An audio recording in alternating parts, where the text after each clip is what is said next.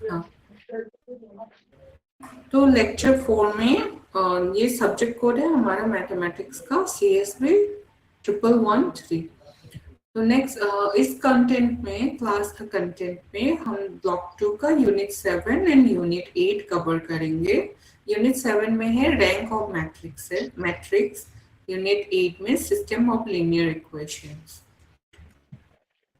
सो हमारा main objective होगा इस क्लास का डिफाइन सब matrix and minor of a matrix, understand the definition of rank क्या होता है ये जानेंगे, understand the calculation of the rank of a matrix with the help of elementary transformation, और understand the right system, understand to write हो गया, यहाँ पे मिस्टेक हो गया है, understand to write system of linear equation in matrix form, differentiate between homogeneous and non-homogeneous system।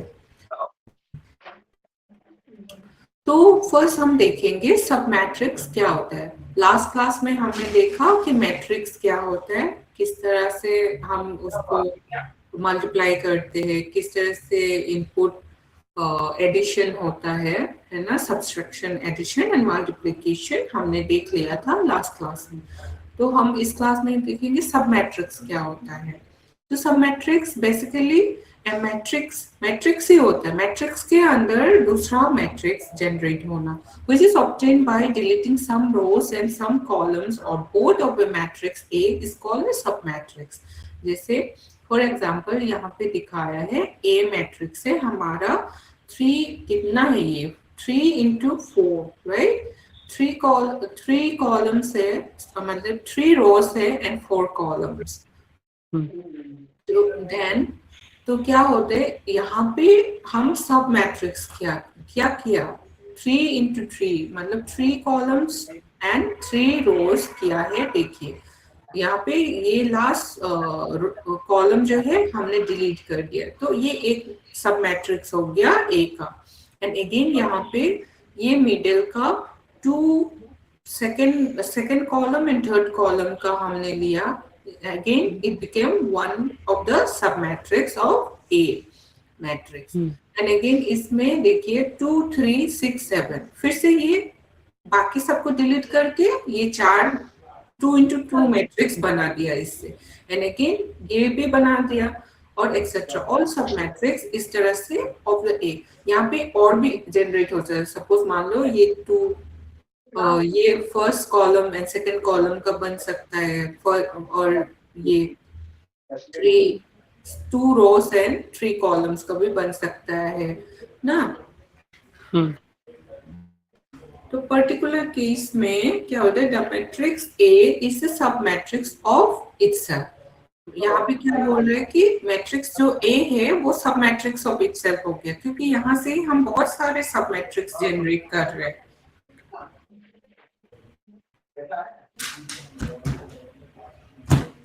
और दूसरा एग्जांपल देखेंगे, ये minor of a matrix. Minor of a matrix में क्या होता है, if any r row and any r column from n m n m matrix A are retained and the remaining m minus r rows and n minus r column deleted, then the determinant of the remaining r into r submatrix of A is called a minor of a matrix A of order r। यहाँ पे order भी आ जाएगा।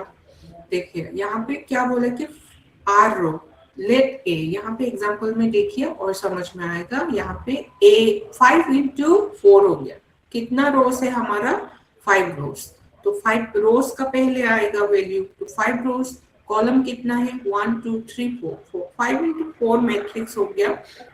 तो first क्या करेंगे, आई में the elements A11 A22 ये सब मैट्रिक्स का एलिमेंट हो गया। लास्ट क्लास में भी बताया, यहाँ पे फर्स्ट का 1 1 होता है, 1 2 होता है, रो के थ्रू जाएगा, रो वाइज जाएगा ये, और माइनर ऑफ ऑर्डर 1 हो गया।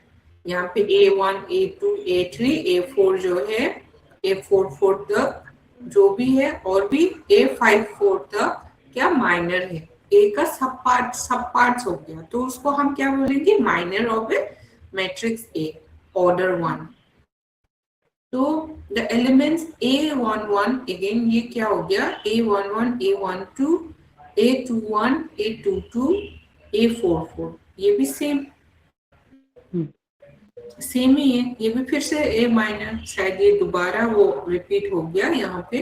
हाँ, तो डिटर्मिनेंट क्या होगा इसका, फर्स्ट का A11, A12, A21, A22 का डिटर्मिनेंट हो जाएगा ना, चार चार करके करेंगे हम, चार चार करके डिवाइड करेंगे, तो A11, A13, A21, A22, मतलब A23 सॉरी, और A11, A14 ऐसे ऐसे होगा, तो A21, A24 इस तरह से।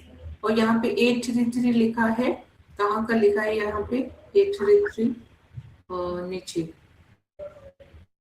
ये A33, A34, A43, A44, ये जो है ऐसा सब पार्ट मतलब डिटर्मिनेंट करेंगे, बहुत सारा निकल के आ सकते हैं, मतलब चार चार करके करेंगे तो बहुत सारा। और ऑर्डर ये क्या हो गया, minor of A of order 2, यहाँ पे चार चार है तो ऑर्डर 2 हो गया ना, 2 रोज 2 कॉलम्स हो गया तो ऑर्डर 2, और सिर्फ एक रो में पूरा एलिमेंट्स को वो करेंगे तो ऑर्डर 1 हो गया।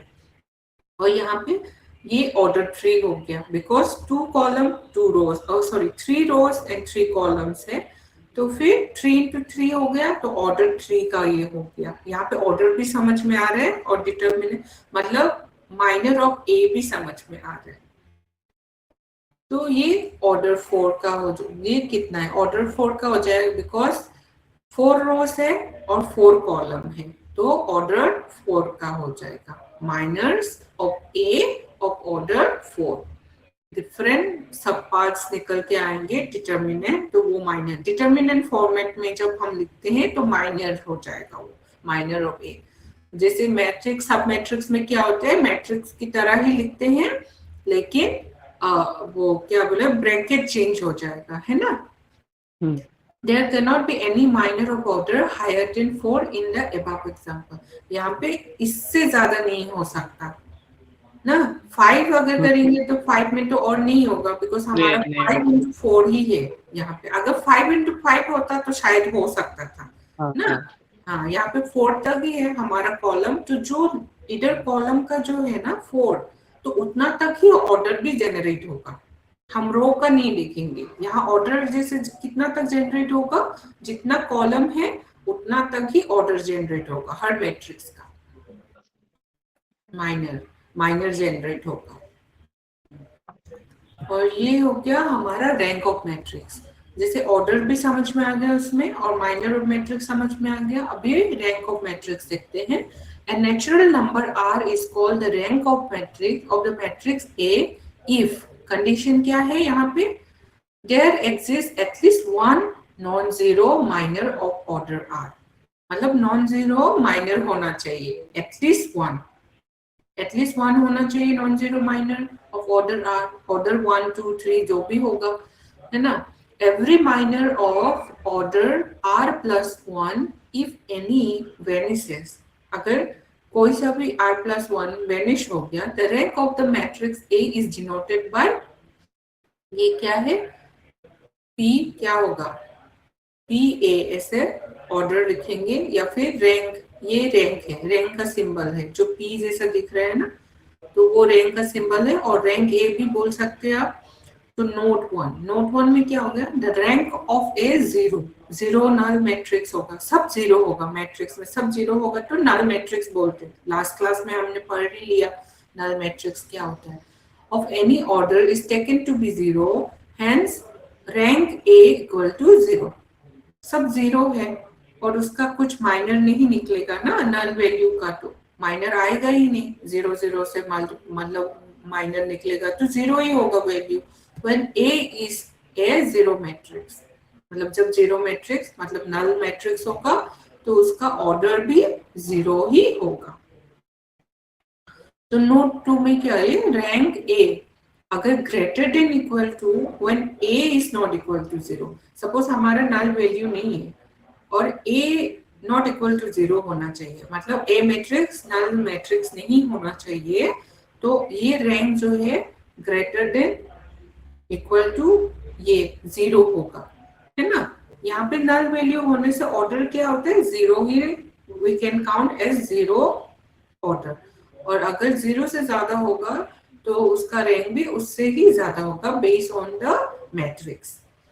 तो यहाँ पे नोट 3 में क्या है, रैंक ऑफ, देखो यहाँ पे डिटर्मिनेंट है, डिटर्मिनेंट लिखा है मतलब माइनर ऑफ ए होगा यहाँ पे, है ना। डिटर्मिनेंट में ब्रैकेट जैसे देख लो यहाँ पे विद इन फर्स्ट ब्रैकेट है तो रैंक ऑफ मैट्रिक्स हो गई, और यहाँ पे डिटर्मिनेंट सिंबल होगा तो फिर माइनर ऑफ मैट्रिक्स ए।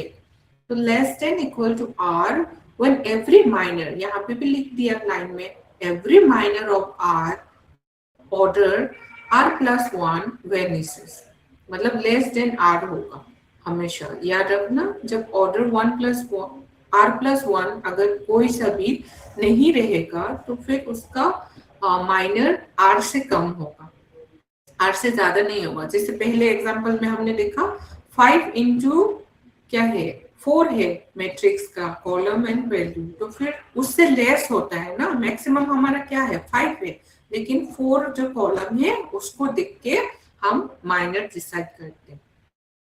और नोट 5 में less than equal to m, m क्या है यहाँ पे, यहाँ इसमें क्या लिखा है m into n, m into n मतलब row into column. Suppose m into n का मैट्रिक्स है such that m less than equal to n, मतलब m जो है वो लेस देन n होना चाहिए, देन ये जो रैंक ऑफ a भी उससे लेस ही होगा, लेस और इक्वल टू हो सकता है। और यहाँ पे m इंटू एन मतलब यहाँ पे m लेस देन और इक्वल टू, अगर m लेस देन होगा रो जैसे कॉलम है ना ये m या फिर रो होगा, तो फिर क्या होगा लेस देन कोई सा भी, अगर m इक्वल टू n है जैसे 4 इंटू 4 होगा, सपोज 4 इंटू 4 होगा तो यहाँ रैंक भी इक्वल टू कॉलम होगा, जैसे पिछले एग्जांपल में देखा ये वाला। यहाँ 5 इंटू 4 है तो 4 ऑर्डर तक हम ले सकते हैं। तो ये नोट को थोड़ा पढ़ लेना है। नोट 6 में क्या है, less than equal to n when A is a m into n matrix such that n less than equal to m होगा। ये उल्टा है, इसका उल्टा ये यहाँ पे m हो गया, यहाँ पे n हो गया, कोई सा भी लेस होने से वो लेस ही होगा या फिर इक्वल टू होगा, इक्वल टू होने से इक्वल टू होगा। नोट 7 में rank A equal to rank A when A is the transpose। हाँ, ट्रांसपोज लास्ट टाइम भी देखा, उल्टा अगर होगा तो उसमें मैट्रिक्स का कोई चेंजेस नहीं आता, जस्ट वैल्यू चेंज हो जाता है, उल्टा हो जाता है ट्रांसपोज में, जैसे -a का वैल्यू, तो दोनों का रैंक सेम ही रहेगा, उसमें कोई चेंज नहीं होगा। The rank of a matrix whose every element is 1, जो हमारा यूनिट मैट्रिक्स बोलते हैं ना, यूनिट मैट्रिक्स जो हर वैल्यू मैट्रिक्स का 1 होगा तो उसका रैंक क्या होगा 1 होगा। If A is a Q square matrix of order n such that A determinant not equal to 0, then rank of A equal to n. Order n जितना रहेगा, order मान लो 4 है तो 4 ही उसका रैंक भी होगा। यहाँ पे अगर if it is not a null value null matrix होने से वो 0 ऑर्डर का हो जाएगा और रैंक भी 0 का ही होगा। और यहाँ पे अगर 0 मैट्रिक्स नहीं है, नल मैट्रिक्स नहीं है, नल 0 नहीं है, माइनर 0 नहीं है, then it will be equal to rank will be order will be equal to, यहाँ रैंक नहीं order will be equal to n।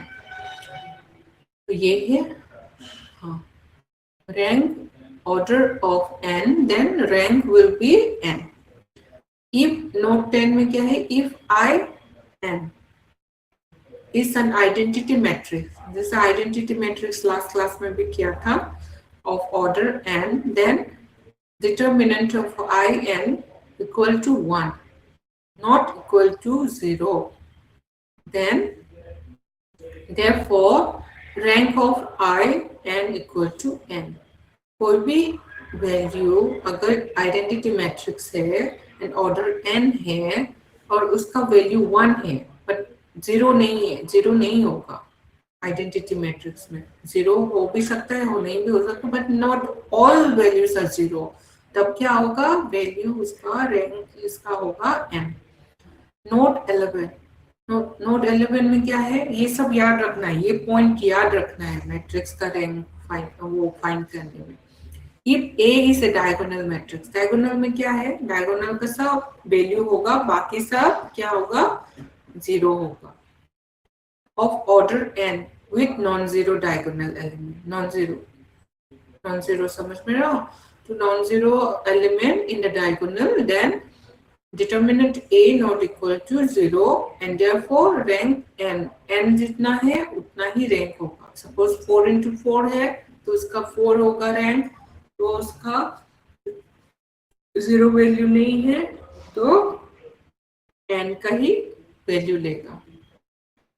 Note 12, the property 2, property 2 में क्या है, of the number r in the definition of rank of the matrix implies that every minor of order r plus 2 vanishes, since every minor of order r plus 2 can be expressed as the sum of the multiples of minor of order r plus 1।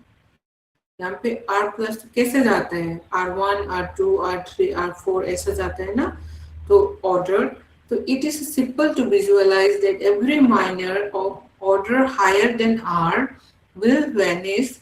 Thus, the rank of a matrix is the largest order of a non-vanishing minor of a matrix. Suppose यहाँ पे vanishing member कब होगा, जब सब value zero होगा ना, तो vanish हो जाएगा, उसका तो जीरो रैंक होगा, जीरो ऑर्डर होगा, तो वही यहाँ पे बता रहा है। So nullity of a matrix, यहाँ पे थोड़ा एग्जाम्पल भी देखेंगे so that you can understand better। देखिए, let A be a square matrix of order n, then n minus rank of A is called the nullity of the matrix A and is denoted by NA. We know that the rank of a non-singular square matrix of order n is n. Therefore its nullity is equal to 0. अगर यहाँ पे square matrix है, null value होगा तो उसका क्या वो होगा, इक्वल टू 0 ही मानते हैं, हमने पहले नोट में भी देखा है। तो उसका जब वैल्यू 0 होगा, नल मैट्रिक्स होगा, तो उसका वैल्यू इक्वल टू 0 ही होगा और ऑर्डर भी 0 ही होगा। तो यहाँ पे एग्जांपल देखते हैं। Find the rank of the matrix, यहाँ पे रैंक फाइंड करना है ए का, 3 कॉलम 3 रो है, मतलब रो 3 रो 3 कॉलम, मतलब 3 into 3 मैट्रिक्स है। सॉल्यूशन, रैंक फाइंड करना है ना, कैसे फाइंड करना है, यहाँ पे ए डिटर्मिनेंट करेंगे, डिटर्मिनेंट करेंगे मतलब ये पूरा तो सेम ही लिखा है, सेम लिखने के बाद 1 2 1, कैसे 1 आ गया यहाँ पे, कैसे 2 आ गया, ये ऑपरेटिंग कैसा है, R3 माइनस R1 होगा। डिटर्मिनेंट करते हैं ना, ये 4 4 करके हम माइनर निकालेंगे, माइनर निकाल के उसका मल्टीप्लाई करके माइनस करेंगे, राइट। जैसे देखो ये माइनर, यहाँ समझ में आ रहा है चिट्टू? Yes yes. हाँ, यहाँ पे माइनर ऑफ ऑर्डर 2 लिखा है ना, ऑर्डर 2 ही आएगा यहाँ पे। 1 2 पहला कॉलम का 1 2 लिया और 2 3 एंड 1 2 फिर से लिया और लास्ट का 2 4।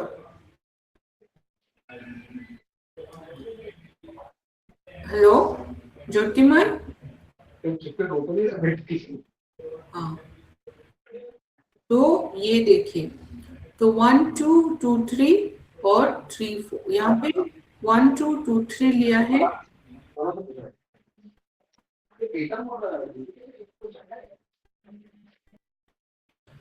तो देखिए यहाँ पे 2 फिर से कंफ्यूज हो गई है ना, यहाँ पे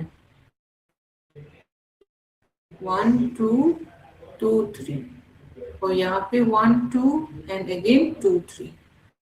ये 2 3 कहाँ से है, उल्टा, ये इसका माइनर है, R3 माइनस R1 और 0 1, hence R1 and R3 are identical। R1 and R3 क्या है, आइडेंटिकल है यहाँ पे। ये देखिए इस लाइन में देखिए 1 2 2 3 है एंड अगेन 1 1 2 रो 3 का देखिए रो 3 माइनस रो 1 करना है हमें। ये सब सेम है ना, रो 1 और रो 2 और रो 3 का। देखिए यहाँ 1 2 3 है रो 1 में और रो 2 में कितना है 1 2 3 सेम है। रो 1 एंड रो 3 में हमें क्या करना है रो 3 टू ये करना है तो माइनस करेंगे। ऑपरेटिंग क्या है R3 माइनस R1 तो रो 3 और ये आइडेंटिकल है तो सब जीरो हो जाएगा इजंट इट। हाँ और बचा कितना आइडेंटिकल है इसलिए 0 1 ये 1 कहाँ से आया 1 यहाँ से आएगा। हाँ और ये ऑर्डर 3 का नहीं है। देखिए ऑर्डर 3 का नहीं है बिकॉज एक ऑर्डर 2 का होगा बिकॉज 1 ये आइडेंटिकल को हम सिर्फ 2 बार हम कर सकते हैं ना, जो एक एलिमिनेट कर देंगे जो सेम है उसको एलिमिनेट कर देते हैं। एलिमिनेट करने से क्या हो जाएगा माइनर 2 बार ही आएगा ऑर्डर 2 बार ही आएगा सेम है इसलिए। तो मल्टीप्लाई करो इसको, मल्टीप्लाई करने के बाद 3 minus 4 equal to -1 which is not equal to 0 तो इसका ऑर्डर क्या आ जाएगा 2 आ जाएगा बिकॉज 2 माइनर हम निकाल पाए इस मैट्रिक्स से।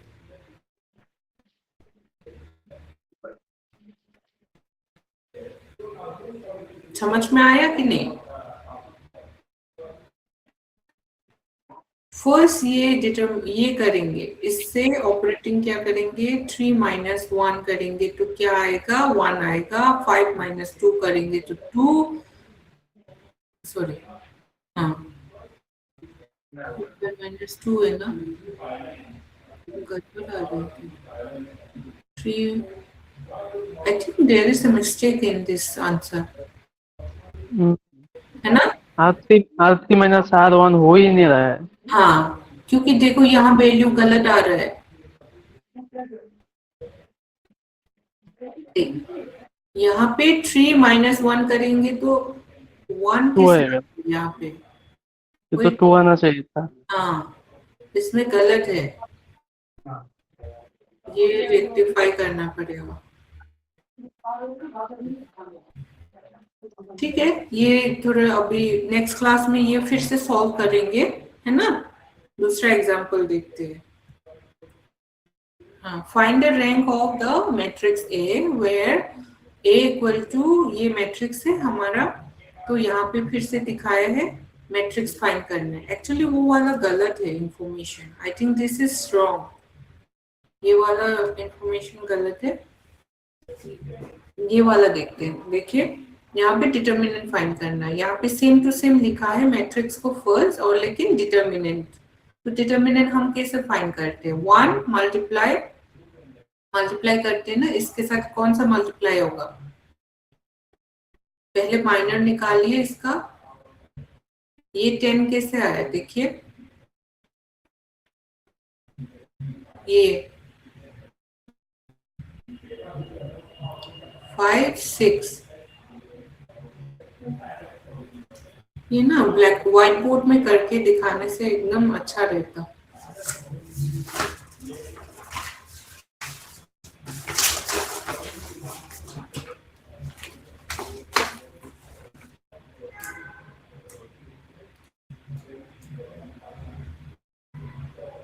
एक मिनट हाँ मैं कैमरा में ये दिखा देती हूँ सॉल्व करके। तो a इक्वल टू 1 2 3 है 4 5 6 है देन 2 1 2 है तो इसका डिटर्मिनेंट माइनर निकालेंगे। माइनर निकालने से 1 2 3 है 4 5 6 है 2 1 2 है तो इसका माइनर निकालते हैं 2 into 2 में 1 2 4 5 and 2, 3, 5, 6,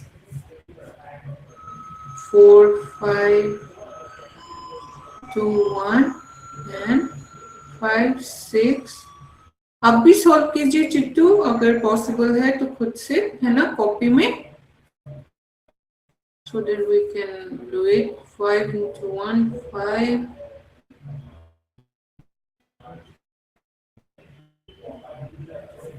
plus 8 minus 6 to 0, 12 plus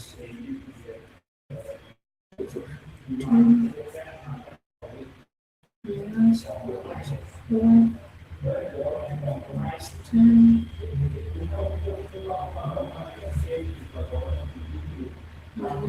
10 minus plus तो सही है। सही है, हाँ हाँ हाँ सही आ रहा है ना। तो 10 ठीक है, 1 into 10 minus 6 ठीक ही आ रहा है, और इसका नॉट इक्वल टू 0 है, 6 आ रहा है ना हमारा, तो 6 आने से ऑर्डर यहाँ पे 3 into 3 मतलब 3 है ऑर्डर। रैंक हमारा क्या, ये रैंक है 3, बिकॉज हमारा 3 रोज एंड 3 कॉलम है ना। ऑर्डर तो हमारा 6 है, ऑर्डर हमें अगर पूछा जाए तो क्या लिखेंगे, 6 जो पहले आ रहे हैं, not equal to 6, not equal to 0। ये ऑर्डर है हमारा, मतलब माइनर है, और ये हो गया हमारा रैंक। रैंक क्या है इसका, 3। 3 क्यों है, बिकॉज 3 कॉलम एंड 3 रोज। ठीक है, सिर्फ रैंक फाइंड करना है तो ऐसा होगा। और ये भी देखना है हमें, ये इक्वल टू 0 नहीं होना चाहिए। अगर यहाँ पे 0 वैल्यू आ जाता तो हमारा रैंक भी 0 हो जाता। ठीक है,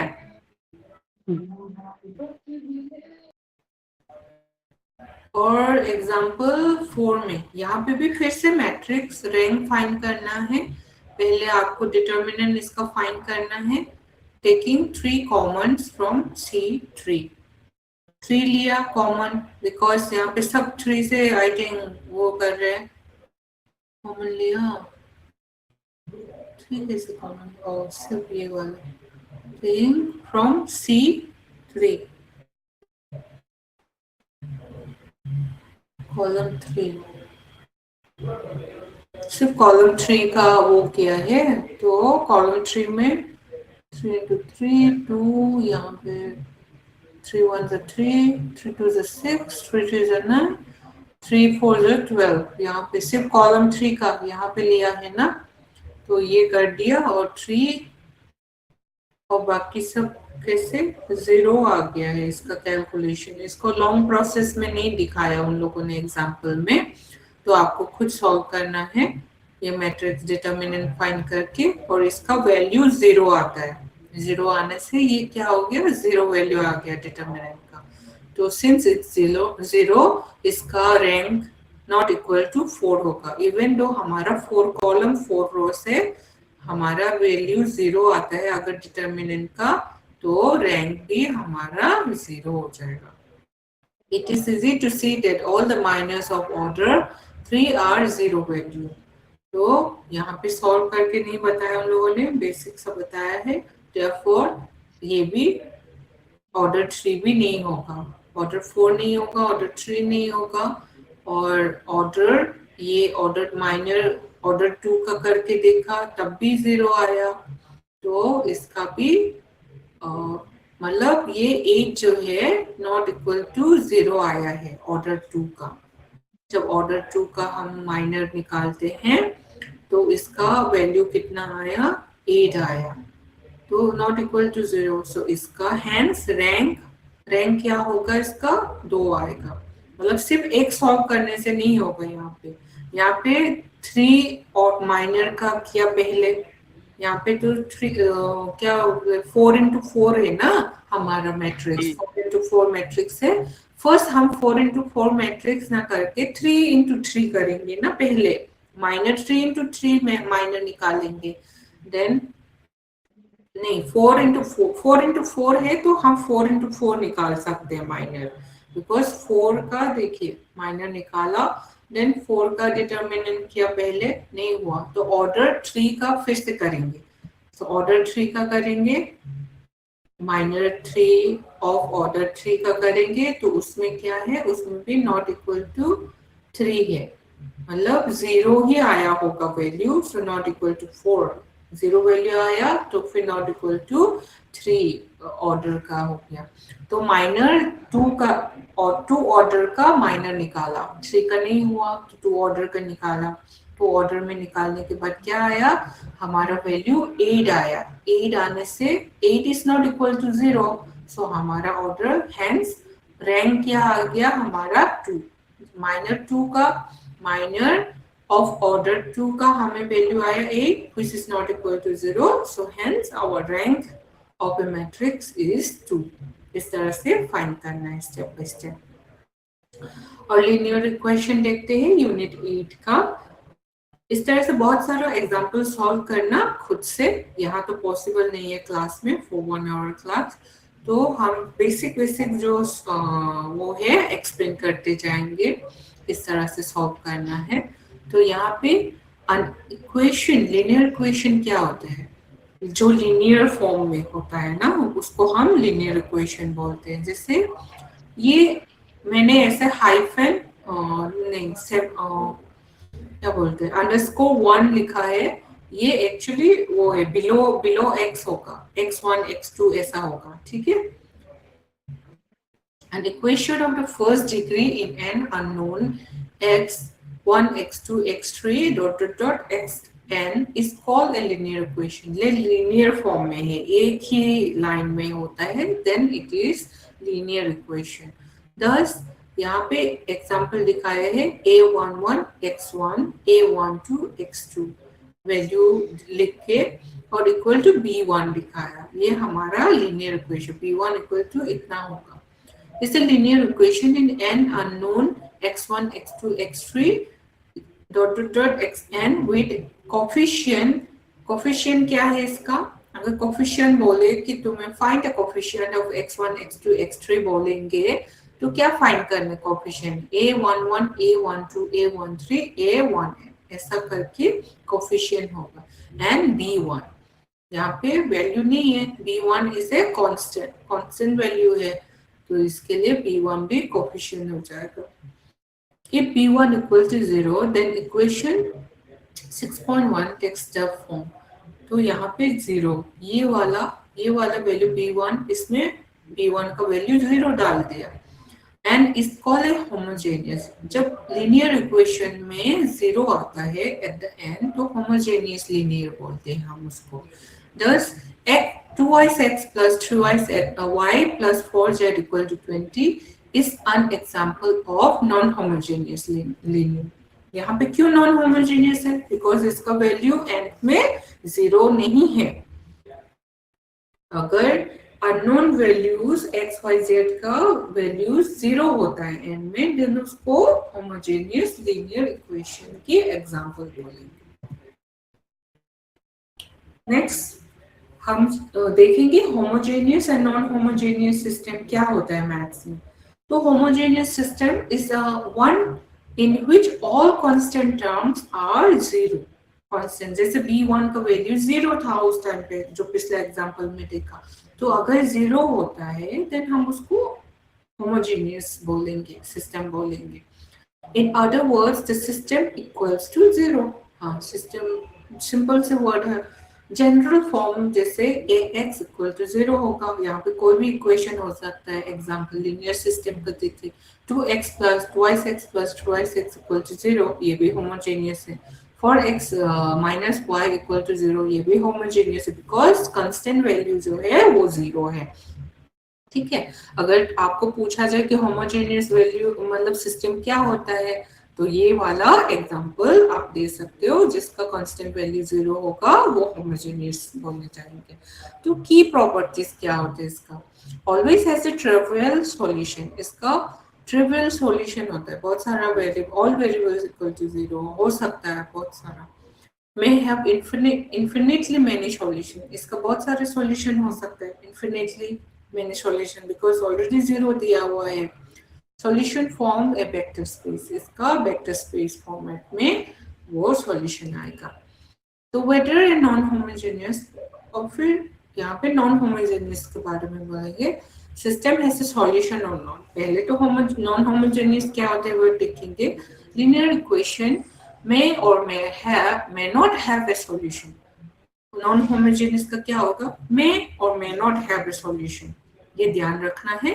Its solvability depends on consistency, उसका डिपेंडेंसी क्या होता है कि कैसे सॉल्व होगा, वो कंसिस्टेंसी पे डिपेंड होता है, not on whether it is non homogeneous. अगर वो नॉन होमोजेनियस होगा तो सॉल्व नहीं होगा, ऐसे डायरेक्टली हम डिफाइन नहीं कर सकते, मतलब, लेकिन इसका कंसिस्टेंसी पे डिपेंड करता है नॉन होमोजेनियस सॉल्व होगा या नहीं। लेकिन होमोजेनियस क्या होता है कि उसका फाइनाइट सॉल्यूशन हो सकता है, because it's already zero at the end, तो फाइनाइट सॉल्यूशन हो सकता है, एक सॉल्यूशन भी हो सकता है, मोर देन वन सॉल्यूशन भी हो सकता है। यहाँ पे मे और may not have a solution. तो जनरल फॉर्म में देखिए ax इक्वल टू b होगा, कंस्टेंट जो है b है, b नॉट इक्वल टू 0 होगा। ये हमेशा पहले जो होमोजेनियस में क्या होता है कि b जो कांस्टेंट है वो ऑलवेज इक्वल टू 0 होगा, देन इट्स कॉल्ड होमोजेनियस। यहाँ पे non homogeneous. Condition for existence of solution, यहाँ पे देखो अगर सॉल्यूशन होगा कैसे पता चलेगा। A non-homogeneous system has a solution if and only if, देखिए यहाँ if and only if the vector b lies in the column space of the matrix। Column space में अगर वो होता है, देन मैट्रिक्स का कॉलम स्पेस में अगर b वैल्यू लाई होता है, then only it can have the solution. Equivalently the system is consistent if rank a, यहाँ पे देखिए condition, if rank a equal to rank a b, rank a b का अगर वो होता है determinant of b, then it can have a solution. The system is inconsistent, यहाँ पे कंसिस्टेंट होने से सॉल्यूशन होगा ना, इनकंसिस्टेंट होने से नहीं सॉल्यूशन है, बस ये देखना है यहाँ पे। If rank A not equal to rank AB, तब मतलब डिटर्मिनेंट ऑफ A B, तब सॉल्यूशन इनकंसिस्टेंट होगा, तो फिर नहीं होगा। Possible cases of having a solution, तो 3 पॉसिबल केस हो सकता है, या तो एग्जैक्टली वन सॉल्यूशन हो सकता है when the system is consistent and rank a equal to number of variables, ये हो गया। और सेकंड केस होगा infinitely many solution when the system is consistent and rank a is less than number of variables. यहाँ पे rank a जो है number of variable से लेस होना चाहिए, तभी infinite many solution हो सकता है। And no solution when the system is inconsistent, conflicting equation, तब हमारा solution बिल्कुल ही नहीं होगा। नेक्स्ट है वेदर, अगेन इसका कंटिन्यूएशन है ये कि कॉन्ट्रास्ट विद होमोजेनियस, कैसे डिफरेंशिएट करेंगे। Homogeneous system always has at least one solution होता है, एटलीस्ट मिनिमम, ठीक है। नॉन होमोजेनियस में may no have no solution, one solution, infinite many solution हो सकता है। 3 कंडीशन जैसे पॉसिबल केसेस हमने डिफाइन किया है। एग्जांपल ऑफ नो सॉल्यूशन ये देखिए, यहाँ पे x plus y equal to 1 और x plus y equal to 2, यहाँ पे सॉल्यूशन होगा ही नहीं, बिकॉज हम किसको माइनस करेंगे यहाँ पे। अगर यहाँ पे twice x अगर होता तो शायद कंडीशन हो सकता था, we can find out what is the value of y, है कि नहीं। तो इस तरह से कर सकते हैं। This is the example of no solution. Note क्या है, a non homogeneous system does not necessarily have a solution, existent depends on whether the system is consistent. ये कंसिस्टेंट है या नहीं ये देख के सॉल्यूशन होगा या नहीं ये भी डिफाइन होता है।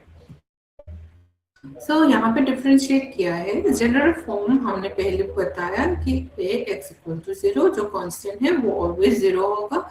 यहाँ पे जो कांस्टेंट है not equal to 0, constant terms all 0 होगा और एटलीस्ट 1 नॉन 0 होगा यहाँ पे।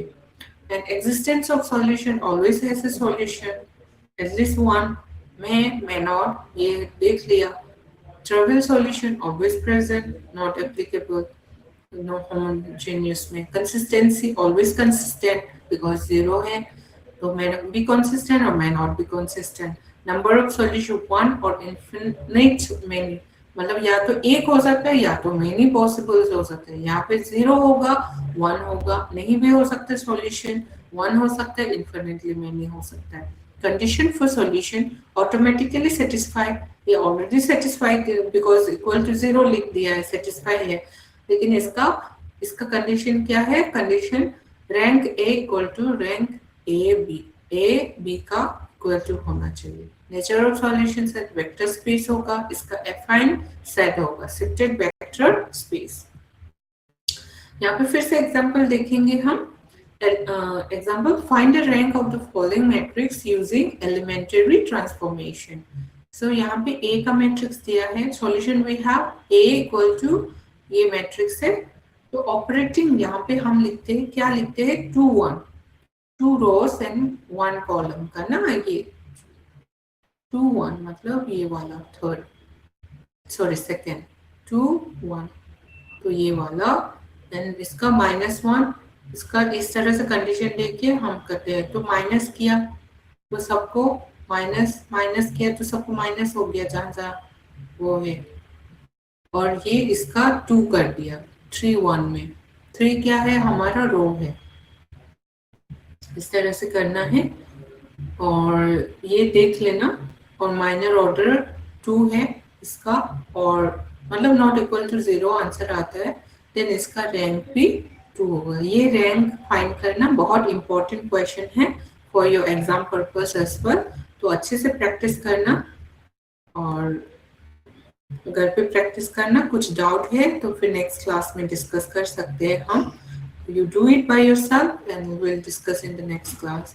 और ये भी रैंक फाइंड करना है, इसमें माइनस है वैल्यू, तो इसको भी सेम तरीके से ये एग्जांपल अच्छे से देख लेना. ये आपके उसमें भी दिया है, या फिर उस बुक से नहीं वो क्लियर होता है तो बहुत सारा यूट्यूब चैनल में वीडियोस अवेलेबल है इस रैंक का, how to find the rank of the matrix. तो you can go through it. Link चाहिए तो फिर मैं व्हाट्सएप में भी शेयर कर सकती हूँ यूट्यूब वीडियोस का, which you can prefer. And ये भी एग्जाम्पल है. another example, investigate for consistency of the following equation and if possible find a solution. तो ये कंसिस्टेंट है या नहीं ये फाइंड करना है. whether the equation have the solution or not, ये होमोजेनियस है या नहीं है. ठीक है, ये नंबर इस तरह सेम रैंक जैसा फाइंड करता है वैसे ही करना है. और variable, no number of variable, this one is less than number of variable, hence the given system of equation is consistent and has a infinite number of solution. मतलब इस consistent है या नहीं चेक करके, कितना consistent होने से तो as we know that there are infinite solution, तो वो तुम डिफाइन करना है. दूसरा एग्जांपल सेम, यहाँ पे वैल्यू लैम्डा म्यू, इसका फाइंड करना है. इक्वेशन में वैल्यू फाइंड करना है, और नो सॉल्यूशन है या यूनिक सॉल्यूशन है या फिर इनफाइनाइट नंबर ऑफ सॉल्यूशन है, ये देखना है इस इक्वेशन के थ्रू. तो ये मैट्रिक्स फॉर्म में पहले लिखेंगे. First will write in a matrix form, then it will be easier to find. तो मैट्रिक्स फॉर्म में लिखने के बाद ये एक्स वाई जेड को अलग कर देते हैं और म्यू को भी अलग. यहाँ पे क्या है, ये मैट्रिक्स में दिया, एक्स वाई जेड को अलग से दिया, और ये माइनस जहाँ पे है माइनस लिखना है मैट्रिक्स में. देखिए यहाँ पे वैल्यू, सब वैल्यू ये ऐसा लिख दिया. माइनस है तो माइनस लिखना जरूरी है, हमेशा याद रखना माइनस लिखना जरूरी है. तो ए बी सी क्या हो गया हमारा, ए डॉट डॉट बी है, कॉलन बी है, तो फिर इसका ये कॉलन ऐसा कर दिया. बी क्या है हमारा, ये लास्ट वाला ना. तो करके हम इसको इस तरह से सॉल्व करते हैं. सॉल्व करने के बाद then no solution, rank A not equal to C. C से ये जो सी है हम पहले ये फाइंड, सी और ये सेम है या नहीं देखना है. तो इस तरह से फाइंड करके यूनिक सॉल्यूशन है कि नहीं ये भी फाइंड करना है. तो कंक्लूजन हमारा आज का क्लास का हमने क्या क्या सीखा, सब matrix, minor of matrix, matrix rank, differentiate between homogeneous and non-homogeneous, whether non-homogeneous system have a solution or not, किस तरह से फाइंड करना है ये भी देख लिया, और ये सेल्फ असेसमेंट ये घर पे भी फाइंड करना, और जितना भी एग्जाम्पल मैंने दिखाया वो घर पे करना है, जरूर करना है, because it's very important for the exam purpose. और ये है हमारा नेक्स्ट क्लास में जो भी कंटेंट है वो, मतलब नेक्स्ट क्लास का कंटेंट यूनिट 9 एंड यूनिट 10 हम देखेंगे, इस गो थ्रू करना डेफिनेटली, और limit of function and algebra. So assignment आप लोगों ने कंप्लीट किया है तो सेंड करें before 31st is the last date. So reminding you guys, I think you hope you have got the assignment question, तो वो सेंड कर दीजिएगा, ठीक है? जो भी हाँ, जो भी मेल आईडी है, हैंड रिटन करने से बेटर है, because maths can not be, मतलब टाइप करने में थोड़ा मुश्किल ही होगा, तो इट्स बेटर आप सॉल्व करके कीजिए, प्रैक्टिस भी हो जाएगा, है ना? तो कुछ डाउट है क्लास में, कुछ डाउट है?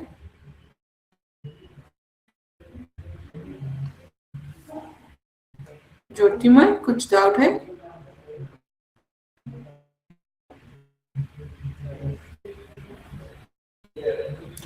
So if there is no doubt, we'll end the class for now, and our next class will be the common class. Course code is CSB 1101. So it will be, I will share a link in a group. It will start from 4 to 5. Thank you.